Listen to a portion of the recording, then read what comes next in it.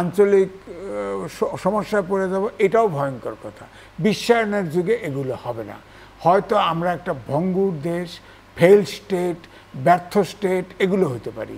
জাতীয় নিরাপত্তা বিঘ্নিত হবে, আঞ্চলিক সমস্যা হবে, এগুলোকে আমি কিন্তু মনে করি না। কারণ এখানে নিশ্চয়ই শূন্যতা থাকবে না, কোনো না কোনো পদ্ধতিতে শূন্যতা পূরণ হবে।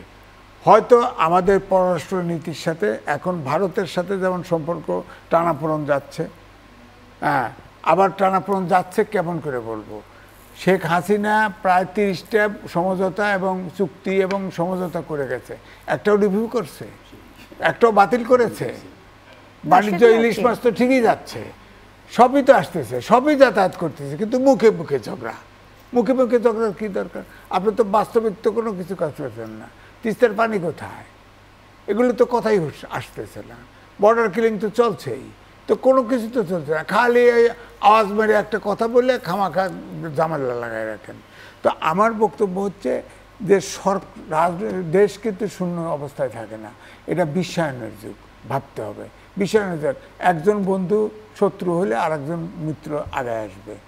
এখন দেখতেই পাচ্ছেন না, ওই ভারতের সাথে টানাপোড়েন, চীন আগে আসছে না।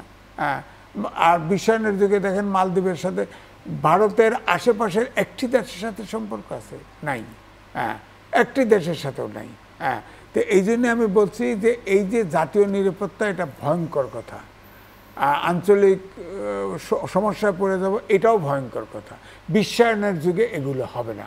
হয়তো আমরা একটা ভঙ্গুর দেশ, ফেল স্টেট, ব্যর্থ স্টেট এগুলো হতে পারি। সরকার থাকবে, কোনো না কোনোভাবে সরকার থাকবে, যেটা আমাদের কাম্য। আপনি বলছেন